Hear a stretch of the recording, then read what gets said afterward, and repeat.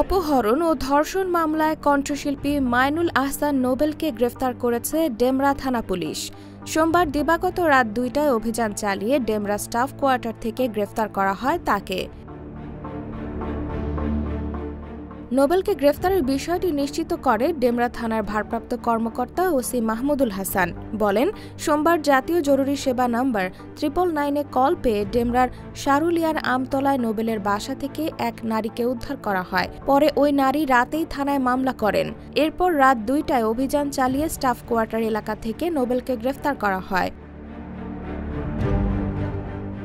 OC সূত্রে জানা যায়, ভুক্তভোগী নিজে বাদী হয়ে অপহরণ, জিম্মি করে বিয়ের প্রলোভনে ৭ মাস ধরে ধর্ষণ করে আসছিল অভিযোগে মামলা দায়ের করেছে।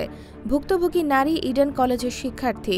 বর্তমানে তাকে ঢাকা মেডিকেলের ওয়ান স্টপ ক্রাইসিস সেন্টারে পাঠানো হয়েছে।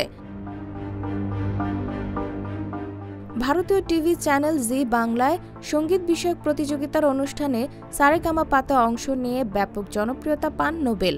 তবে এরপর নানা ঘটনায় বারবার বিতর্কে জড়িয়ে পড়েছেন তিনি। এর আগেও বিভিন্ন অভিযোগে আটক হয়েছেন তিনি। IBTV USA, new York.